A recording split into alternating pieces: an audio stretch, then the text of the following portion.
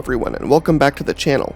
This is the Darklight Emissary, and today's video is going to go over Barabas Dantioch, Warsmith of the Iron Warriors Legion, and last true son of this legion, in my opinion at least. Not much is known about Barabas at all really, about his earlier life, about what he was beforehand, or what he started off as in the Iron Warriors Legion. What is known is this legion is not one to give someone rank based upon heroics or, big feats like that. The Iron Warriors Legion, for all of its faults, is very much a legion based upon meritocracy in terms of how knowledgeable you are at the legion's tactics and strategies. And Dantioch seemed to have proven himself many times over and eventually was awarded the rank of Warsmith.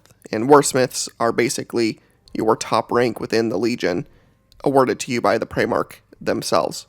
So Perturabo saw within Dantioch the ability to command large forces in strategic ways, and basically embody the Legion's ability to create fortresses, bring down fortresses, siege warfare, siegecraft, all of the things that the Iron Warriors aspired to specialize in.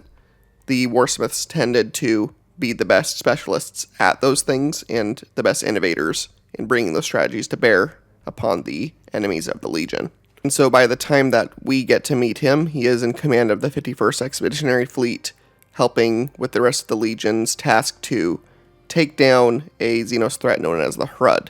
And like many of the tasks that the Iron Warriors put themselves to during the course of the Great Crusade, the Hrud were probably one of the worst enemies that the Legion and any Legion had to face as far as Xenos threats are concerned.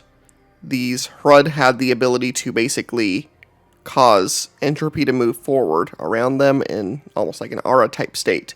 So in other words, they would cause you to rapidly age. And if you were a regular human or just regular equipment, so to speak, you would find yourself rapidly aging and dying in minutes and seconds. And Space Marines were able to resist this a bit, since their transhuman biology allowed them to resist aging much more than a regular human, but some of them also still fell to this effect, being in the field too long when the Hrud would move. And it's important to note here that the Hrud were essentially just trying to migrate. Essentially, this was called a migration path for them. So it was seemingly known that they were trying to just move through the area to some end point, and the Iron Warriors were having none of it and trying to stop this.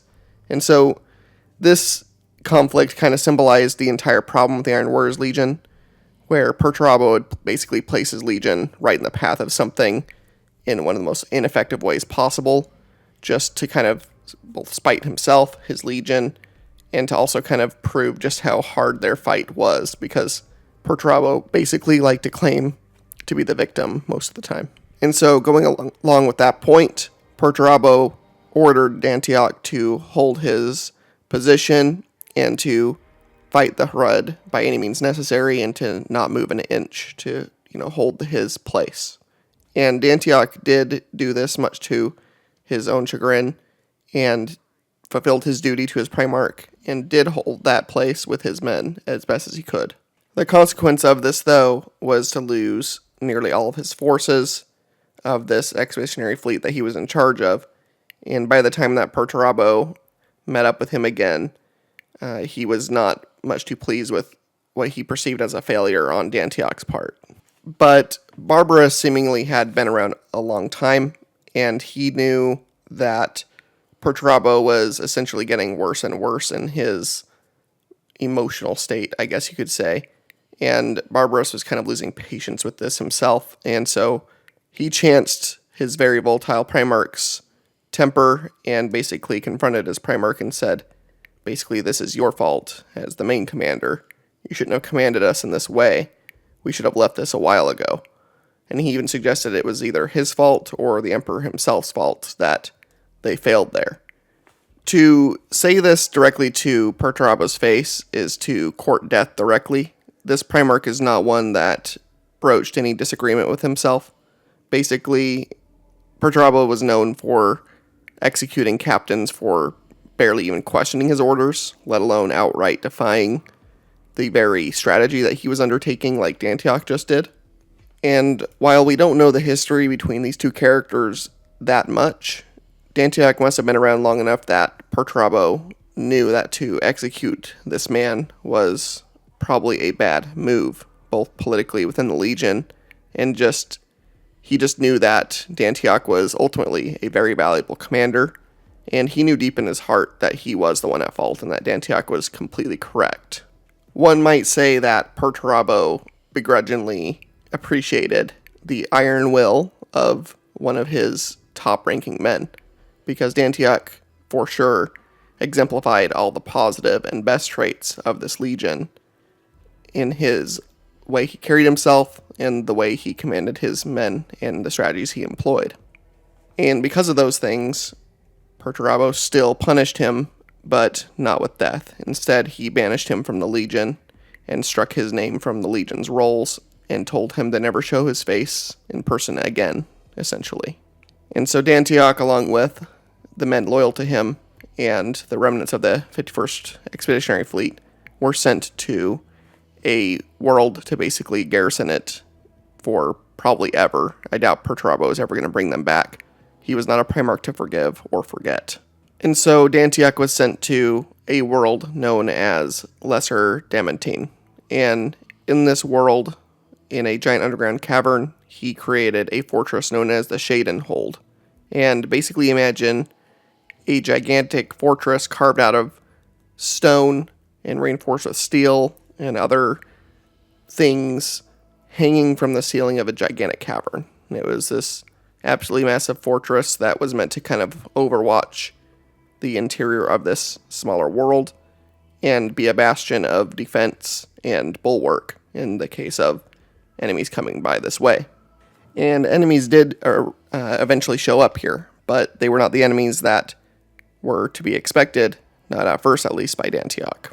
Another warsmith within the Legion named Idris Krendel arrived at the fortress to meet with Dantioch, and basically he brought word that the Primarch wanted to use the fortress for a staging area, and revealed to Dantioch that Perturabo and several of the other legions planned to conduct a war against the Emperor himself, and to basically convince Dantioch to join with them, basically saying that the Emperor had abandoned them, giving the spiel that traitors would give to prospective allies when they were trying to convince portions and leaders within their legions to join up with the whole legion in this sort of case. Dantioch basically immediately refused. He basically said no to Krendel, and then Krendel basically vowed to grind his entire fortress into the dust to destroy him, to take it over for the glory of the Primarch Perturabo and the War Master that they were now loyal to. As a first opening move in this meeting, Dantioch unleashes a dreadnought that he had hidden in the same area and uses that to attack Krendel's welcoming party here. And then from then on, a prolonged siege goes between each force, and Dantioch holds the Shadenhold for 366 days, so just over a year. He holds out against superior forces in this fortress, against Krendel's forces and allies. And from here it is revealed that Dantioch knew the entire time that the traitors were coming. He had word brought to him by the Ultramarines in the form of one of their main leaders, arriving to recruit Dantioch to the loyalist side. And Barabas had never had any intention to turn traitor, so this was an easy sell to both Dantioch and the men that had come with him, that were basically the remnants of his doomed expeditionary force previously. As a final gambit, after this prolonged siege, the traitor forces deploy a Imperator or Emperor-class Titan, along with the rest of their forces, to try to basically either bring down this fortress or finally break it open enough to invade it and take it for themselves. And Dantioch had basically prepared for this, and by the time that the traitors had committed the remainder of their forces, Dantioch set off a final trap, and that was to detonate a bunch of strategically placed explosives around the Shadenhold, which basically released it from the top of the ceiling of this cavern and dropped it below into a giant lake of promethium that was sitting right below the fortress. And along with that and the ensuing conflagration, it was successful in destroying much of the 14th Grand Company that attacked, and then the remaining forces that belonged to Dantioch teleported aboard the flagship of the attacking fleet and used that to escape to the worlds of Ultramar and to reach the Primarch of the Ultramarines himself. Barabas wasn't sure, of course, what his fate would be quite after this. He did know that Rabaut planned to use him and his strategic mind to help fortify or protect something, but he just didn't know what. He kind of assumed it would either be the homeworld of the Ultramarines, Macragge, or somewhere within Ultramar, or perhaps at the very extreme that if he was able to make it back to Terra, that he would help there. But ultimately, he was sent to a fringe world called Sotha. And upon this world was a Xenos artifact or Xenos facility that was basically carved and built into a gigantic mountain on Sotha itself. And Rabaut basically tasked Dantioch with studying this and to figure out what its use was. And Dantioch, being not only a siege master, but a master of technology as well, was able to research and understand eventually what the purpose of this facility was. And he was able to learn that this facility on Sotha was essentially a alien beacon, kind of like the Astronomicon. And this was important because at this time, the Astronomicon was completely snuffed out on Terra. There was no way to see it because of the warp storms, and it was starting to fail itself as a beacon to begin with. And so their loyalists needed something to be able to navigate their fleets by, and this was a good alternative for the time being. And that is what Dantioch basically was able to show to Rabaut, that that's what it was for. And they called this device the Pharos machine, or the Pharos itself. And for a time, Dantioch just studied and continued to fine-tune what this could do, and that was his main task. And then he was able to discover another function of it, and the way he was able to discover this other function was due to an unforeseen circumstance on Macragge itself. And essentially what the Pharos was able to do was, part of what it was able to do was allow instantaneous communication between two distant points. Not only that, but you could see each other visually. And through that visual, you could see each other photorealistically, like there was no lag time, nothing like that. You could see each other perfectly fine, almost like a perfect hologram was the way to be able to see each other through this. And there was a point on Macragge where they could be seen on Sotha, and likewise. And Dantioch was having a meeting with a Imperial Fist surviving captain from a former assault on the Iron Warriors named Captain Pollux. And Pollux and Dantioch were both in rival legions. If you don't know, the Imperial Fists and the Iron Warriors share similar roles within the Imperium, and they both were very big rivals against each other.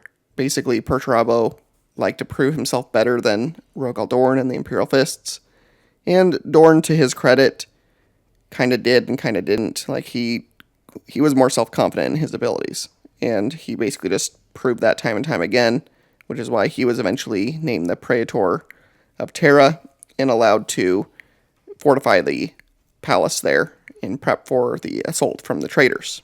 And so this was the beginning of a friendship between a captain of each legion that were essentially both at odds with each other in the past, but they were both starting to work together very well here. And during this meeting with Captain Pollux, Dantioch notices in the background that there is something out there that's going to assault him, and apparently behind the captain it's very dark on Macragge. Either the power is out other than for the Pharos, or I forget the exact details here. This is in the book Unremembered Empire. But essentially, the Primarch of the Night Lords was loose on Macragge at the time, and was absolutely rampaging and just causing mayhem. And he eventually had made his way to where Pollux was, and Dantioch was able to alert him to when he was about to strike and get him to help him avoid the Night Hunter's attacks. Eventually, however, Dantioch could see that Pollux was eventually going to lose to this Primarch because, again, Primarchs are way above a Space Marine's ability to really avoid forever, if even one time. Pollux was very lucky here. And Dantioch was able to reach forward, and the hologram became solid flesh and steel, and he was able to grab Pollux and pull him through to the other world. So not only is the Pharos capable of direct and instantaneous communication, but it turns out that it could work as a teleportation as well, something much better than any teleportation that the Imperium currently had. Conrad, of course, was enraged by this and tried to attack the now holographic forms of these two legionnaires, and he could not get to them. And then eventually, both Robot Goleman and the Lion himself show up in the Pharos area and also attacks the Night Hunter there. And apparently, the Night Hunter was able to get them both on the back pedal, and when they were imperiled, Pollux and Dantioch were able to also pull the Primarchs through and save them from the Night Hunter as well in this situation. And after this conflict was over, they were able to kind of study this effect more. And essentially what they found was if your intention was pure to save somebody through like just true comradeship, that's when the Pharos allowed you to step through to another side. It didn't just let you move between both at a whim. You had to be in a certain emotional state to be able to do it, which is an interesting stipulation for how this was able to work. For a time after this, Captain Pollux stayed with Dantioch on Sotha, and they both researched the abilities of the Pharos together. And this is a small glimpse into the strengths of both legions coming together, and kind of gave a hint at what could have been had the Iron Warriors stayed loyal and worked closely with the Imperial Fist Legion. In my research for this video, I found a Reddit thread where someone basically pointed out that this was kind of like a glimpse at if Rogal Dorn and Perturabo had been great friends, what could have been the potential that these legions could have rise to together if they would have worked together instead of having such a bitter rivalry between the two. And Dantioch and Pollux were proof of this. They were a formidable duo in helping to reinforce the defenses of the Pharos area and to also help to reinforce the world itself against attack. And eventually they did come under attack. And they were attacked by none other than Conrad Kurtz's forces, the Night Lords themselves. And the Night Lords were drawn to that world by the beacon itself, acting much like the Astronomicon. And they came across this world and kind of watched it for a time and eventually decided to assault it themselves.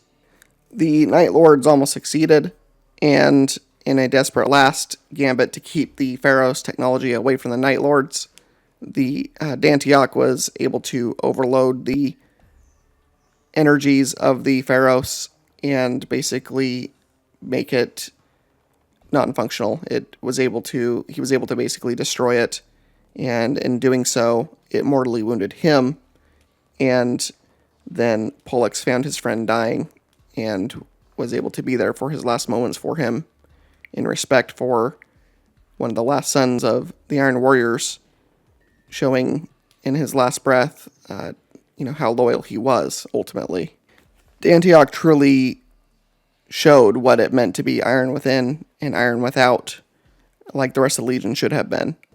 Unwavering in their loyalty, unwavering in their ability, and unwavering in their resolve. If anything, Perturabo showed the exact opposite of that. He was very movable in his emotions. He was not very resolved in the right ways.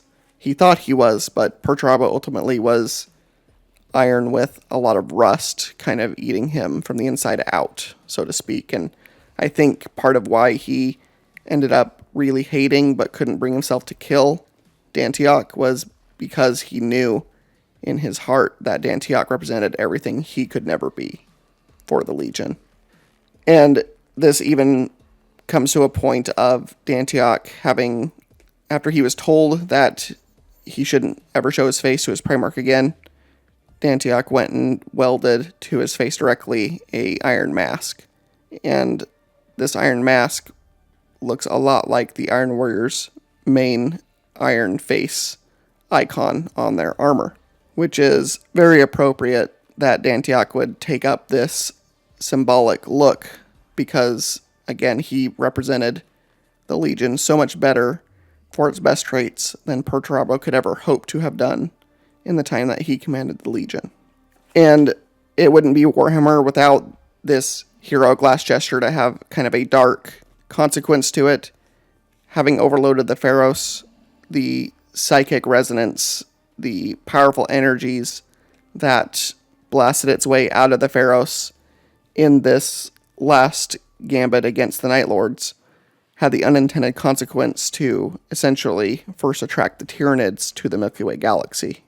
And so when the Tyranids start invading 10,000 years later, it was due to the unintended actions of this last son of Iron, who would have regretted that for sure, but at the time it definitely was impossible to know that this would eventually be the outcome of his actions. Someone else pointed out in a discussion that it's possible the Silver Skulls chapter later on that was founded was done so partially in honor by Dantioch, for Dantioch, because its founding is from the Ultramarines, but the pauldron icon for the Silver Skulls is essentially an Iron Warrior's mask, and most likely in honor of this last Iron Warrior who sacrificed himself, not for his legion, not for anyone but the Emperor, really.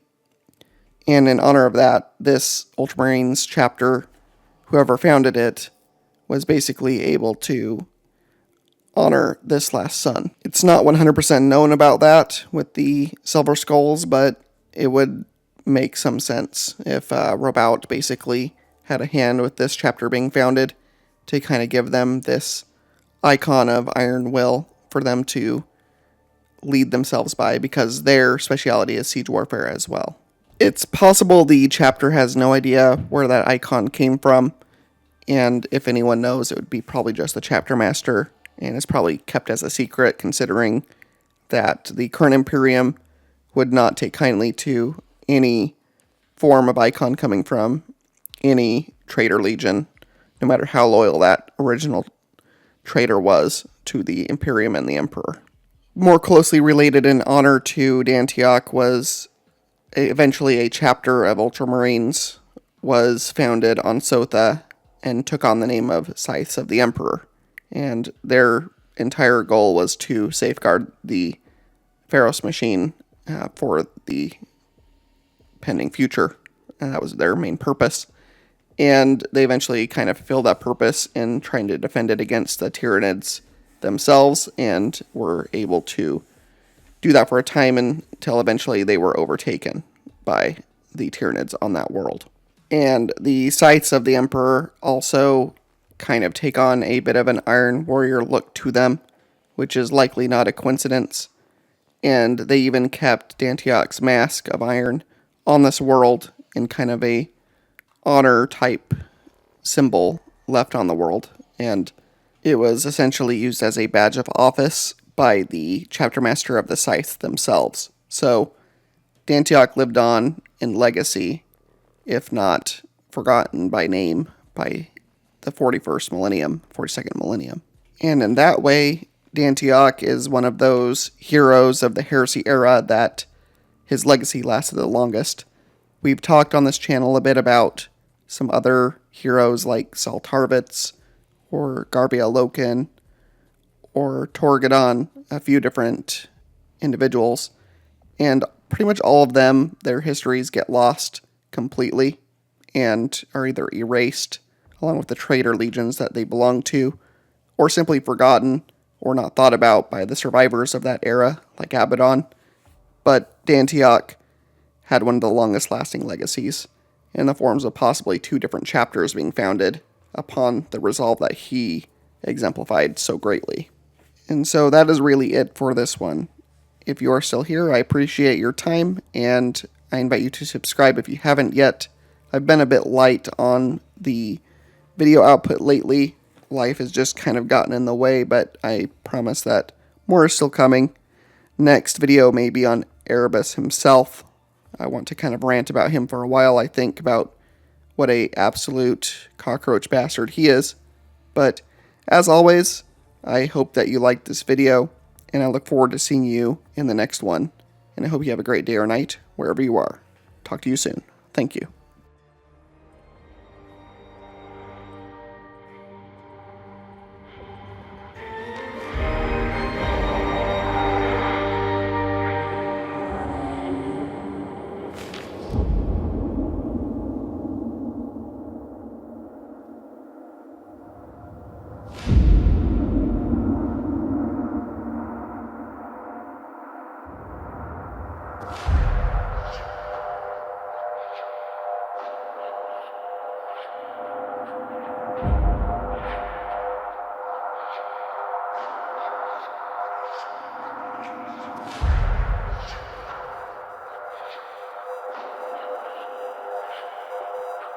You